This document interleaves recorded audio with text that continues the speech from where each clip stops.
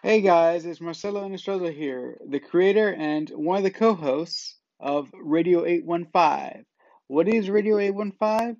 It's a podcast celebrating the life and the career of writer-director J.J. Abrams. And I just wanted to let you know that along with my co-host, Matt Crandall, new episodes are posted every Friday at 8:15. So if you love film and TV, and specifically talking about JJ like we do, come and join us, won't you?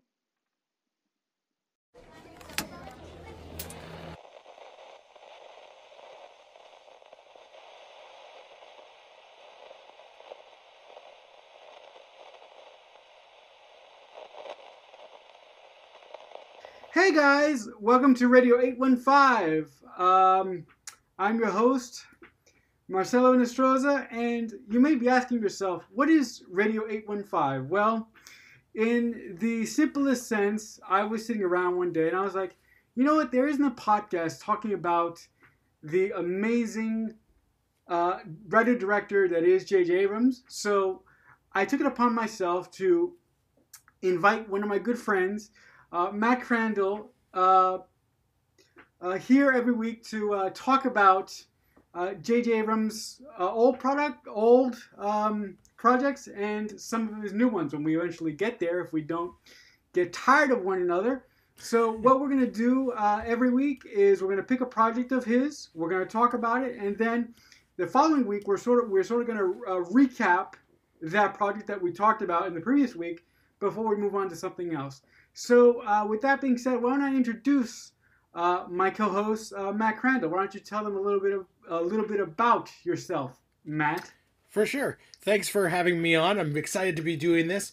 People may know me from, I have a YouTube show, Armchair Directors, that I've done for a few years, and am a independent writer, director, all-around film lover, just movie obsessed, and J.J. Abrams is one of my favorites.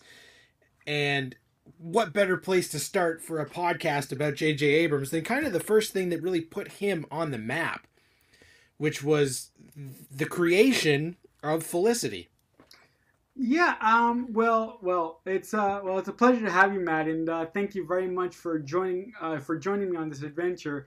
And Felicity is very, very near and dear to my heart because Felicity is the really the first show that I really started to fall in love with JJ as a writer more than the director, because I feel that in Felicity, to steal one of your points, Matt, JJ really learned how to write characters well and how to build characters. And to steal another one of your points, I feel like I feel like a thief because I'm stealing all your points.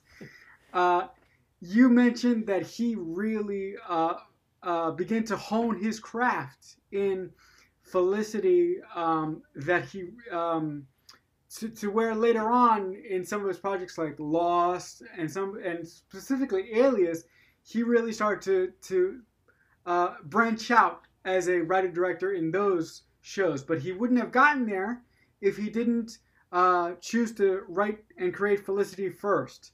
So with that being said, just tell us a little bit about how you first came upon JJ's work. Yeah, so, we're starting here because this was kind of the main thing that put him on the map in terms of being a name. Because he had written some movies before, but none of those movies were movies that you walked out of going like, who wrote that?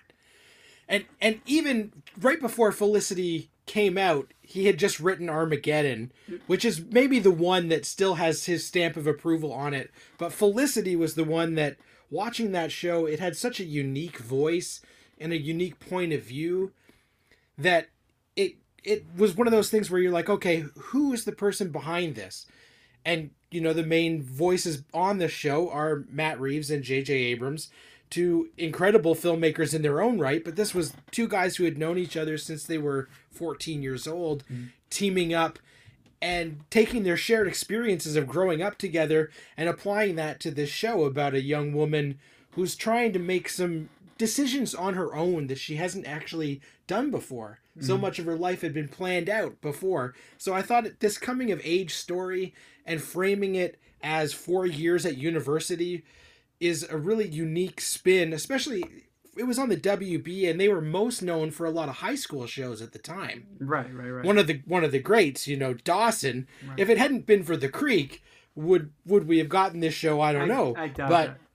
But it was a nice interesting start off point for JJ to sort of start with this show where the main voice is a female, but he still puts his personality into that character because Felicity's this kind of wallflower, quiet geek, really, but she's played by the beautiful Kerry Russell, which is for TV, right? Yeah. And the thing that I found most interesting about Felicity, I don't know if you know this, Matt, but on an interview or in a magazine, I don't know where he exactly said it.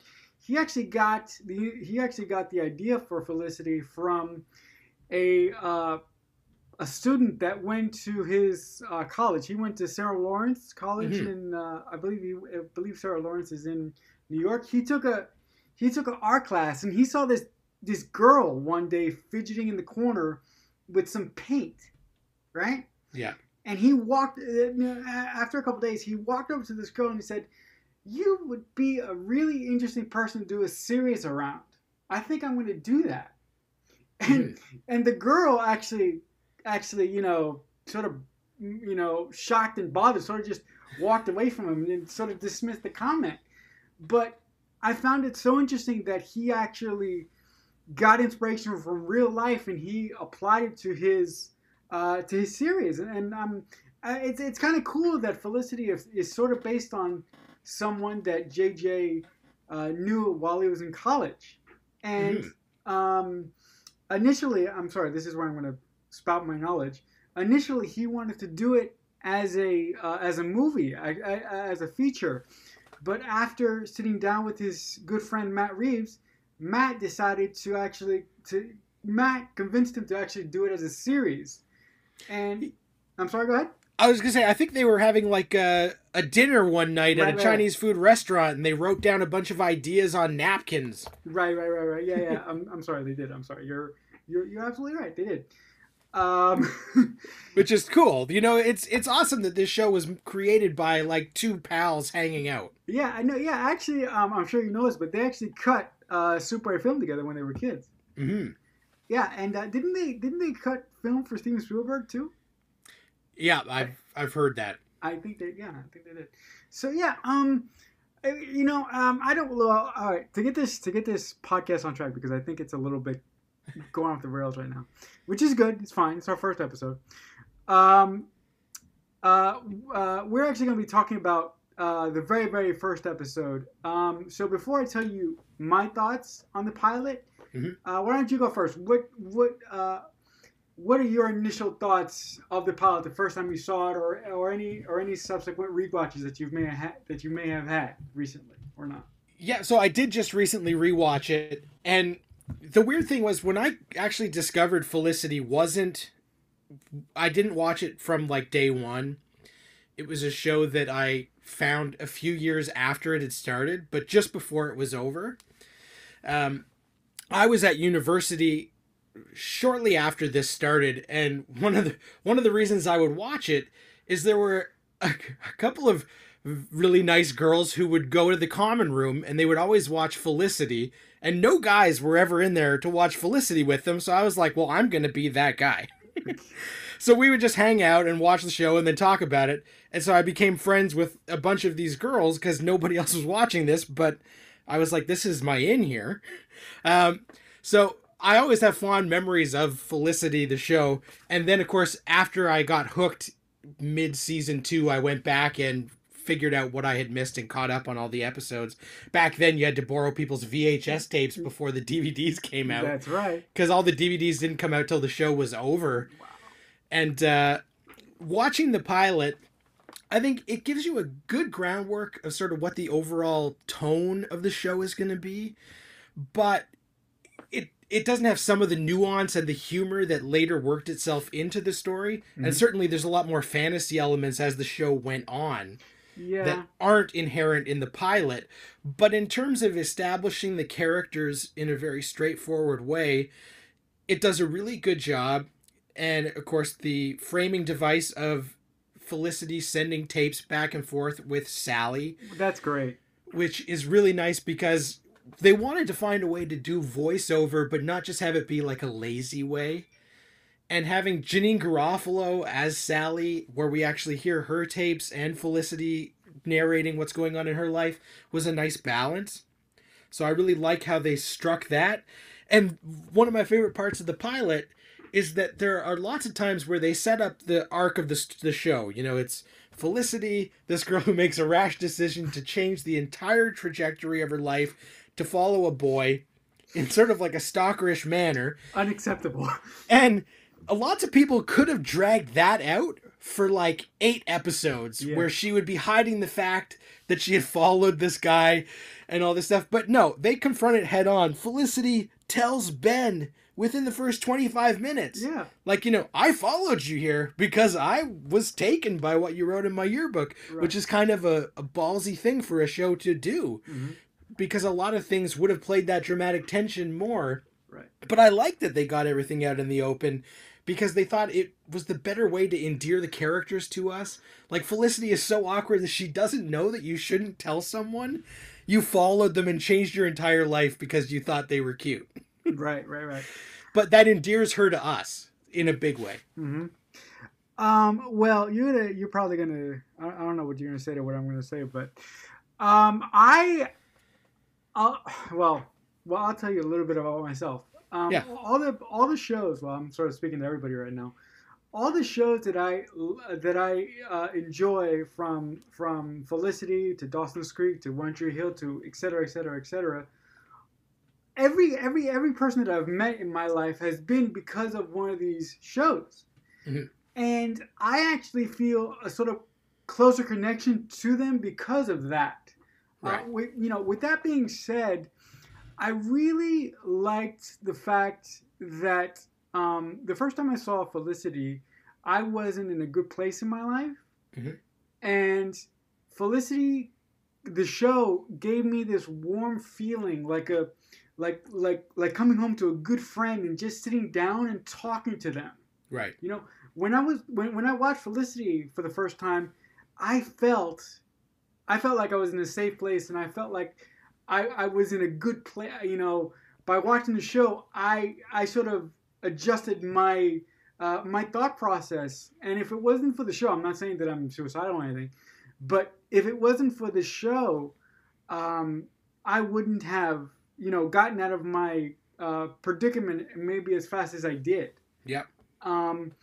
And one thing that I really connected with is, specifically with all the characters, was their adventure going through their first year of college. Because when I went to college, I didn't have a good experience, so I sort of replaced my college experience with the college experience that I saw in Felicity, which is kind of funky and weird.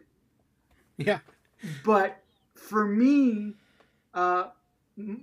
Felicity became my college experience. And Ben, Noel, oh my God, I can't remember his name. Good God, Sean, Megan, they became my college friends. Yeah. Which is really funky and disturbing. But but for a disabled person who had friends growing up but didn't have that close kinship of friends like you saw in Felicity and in Dawson specifically, those shows really helped me form the person that I eventually became. One thing that I love about the pilot happens really early on. When the pilot kicks off, I just realized this like a couple days ago. But do you realize that the pilot is told from back to front? Did you realize that? Yeah, I guess it is. Because I just No, I sort of lied. I watched like half of the pilot the other day. Yep. And I just realized that the other day. I'm like, holy shit, Matt was right. He actually starts playing with storylines from day one because this thing is told back to front. Yeah. I'm like, I didn't know. I didn't realize that.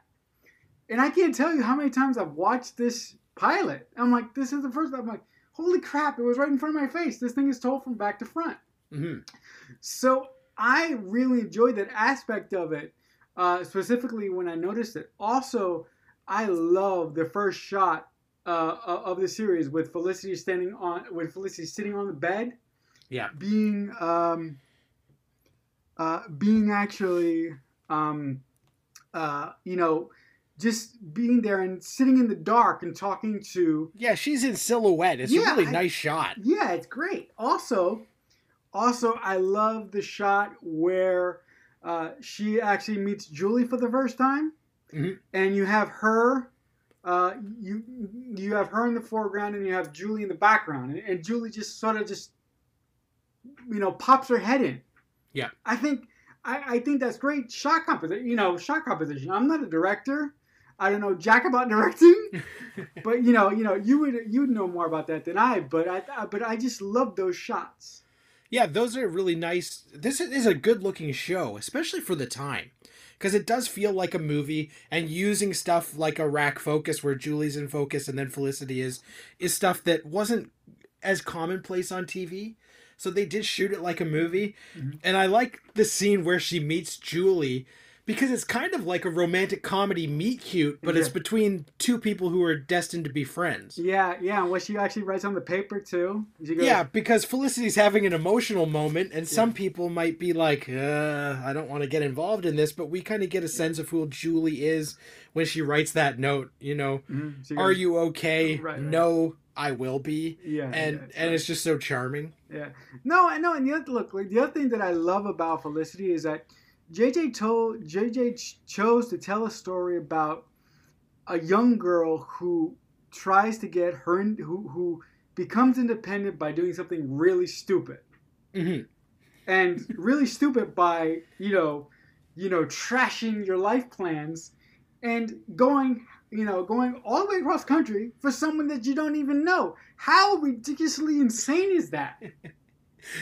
Yeah, it's endearing in the sense of the show, and I just love that it's something that normally would be like a secret on his show, and she tells everyone.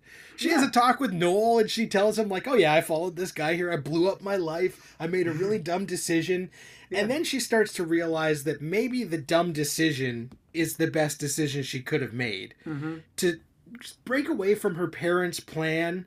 And I love when Noel tries to convince her to stay. Yeah. Because that's really funny where he's saying, like, you gotta stay in New York or perish. Right, yeah. And he puts it like that. And, Speedman is the brooding guy when we first meet him. Yeah. But, man, Scott Foley is so likable in the pilot as Noel. He really is. No, specifically when, later on in the pilot episode, when you have, Felicity and Ben studying with one another, and Scott's Scott Foley keeps he interrupts them 3 times, interrupting, and I'm like, dude, it's like it's funny. It's like funny as hell because he walks out and he walks back in, and he walks out and he walks back in. Yeah. Also, did you happen to actually read his shirt? What it says on his shirt? I can't remember what it said. It says bad a bad colonel on his shirt. Okay. It's like the weirdest, most random thing ever.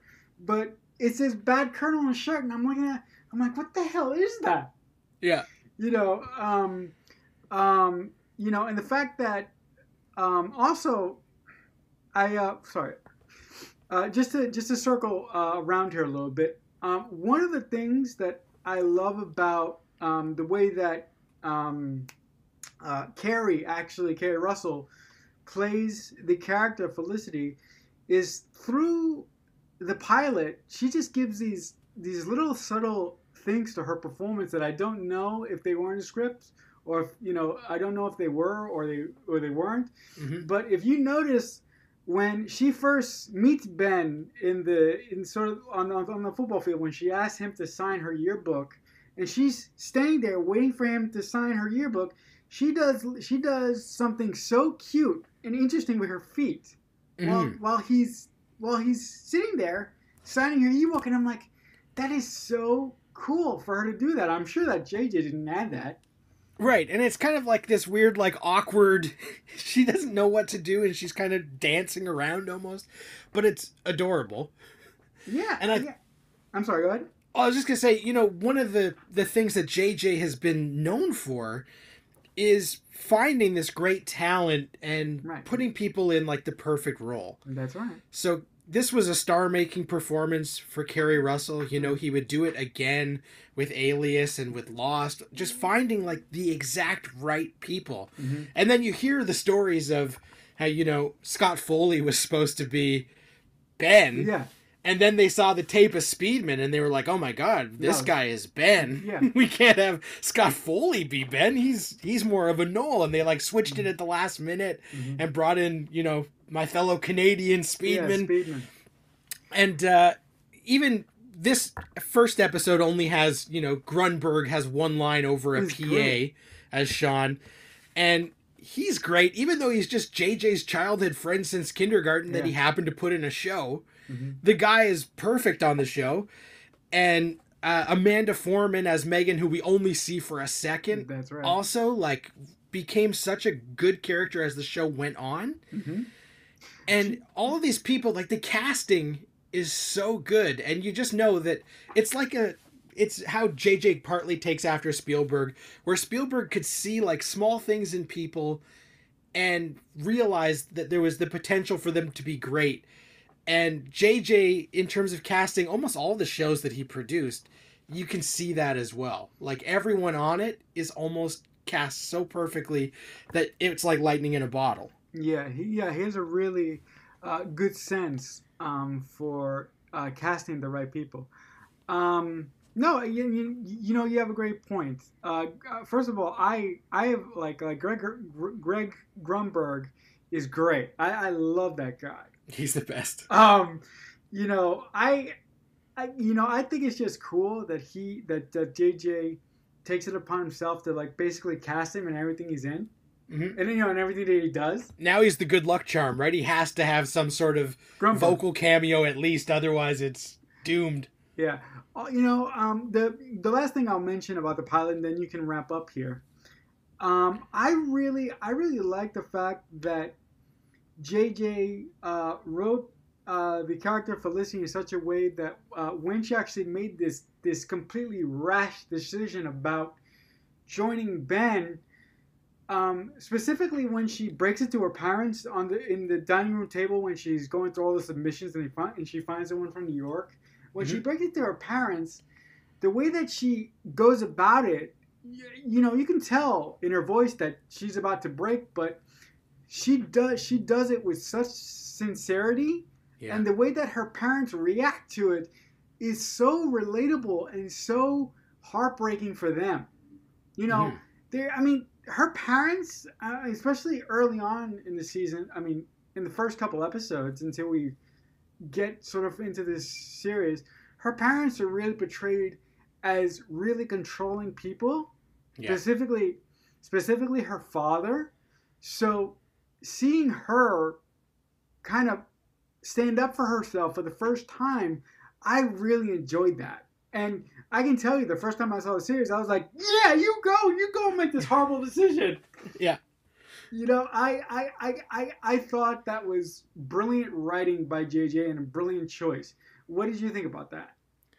I totally agree. And I think, the main thing that JJ brings to the table is that humanity, the relatability, and there is a lot of snappy dialogue that JJ's kind of been known for, like good banter. Yeah. But that scene, for me, like her parents are so overbearing half the time that when they have that final scene with her where she finally decides she's going to stay in New York and they're laying out all the plans for if she comes home to Palo Alto, what's going to happen. Mm-hmm. And this is I'm sure it was in the script, but it's also part of Matt Reeves' directing. Right. And Felicity looks at that set of car keys and the panic button. Yeah. No, that's yeah. I'm sorry. Go ahead. And then she just says, you know what? I'm gonna stay because I might have made a mistake, but at least it was mine. Yeah, that's great. I made this mistake, and I'm gonna own it. And I'm not gonna go and live this life that you have planned for me because I've never done anything for myself. Which is something that a lot of people can relate to, even if it's even on a small scale, where you just feel like your day-to-day routine is familiar and you're stuck and you just got to break out of it somehow. Maybe not as drastic as uprooting yourself across the country like Felicity, but that monotony of not knowing what's going on with your life or if it's going the way you want to make a big move is something that a lot of the audience can relate to. Just because it's a human thing. It's a human want. So I just love that she says, this is my mistake, but I'm going to own it and I'm going to stay. Mm-hmm. Also, I don't believe this scene is in the pilot, but I think it's in the episode entitled The Last Stand, when she actually is in the cafeteria and she and Julie actually comes up to her and she says, I had this really bad meeting with my parents and I said to them to something to the effect where the other day I was eating a cheeseburger all by myself and suddenly it was the best cheeseburger I ever had. Yeah. I just think little moments like that make this pilot unique and something that at the time shows about teenagers. At the time it made Felicity unique to the shows that were made about teenagers in the 90s, specifically. So I don't have anything else more to say about it, except it's great. Do you have anything else to say? I would just say, since we're talking about J.J. Abrams in general, sure. There is a J.J. Abrams trademark that made its way into this. When Felicity is arriving to where she's going to live in New York, we see the sign out front, H. Kelvin Hall. Yeah. Which, of course, Kelvin is JJ's grandfather on his mother's side. That's right. And that has been used in a lot of his works for anybody familiar, of course, with the Trek movies that he made. The Kelvin timeline is what it's known as now. Right.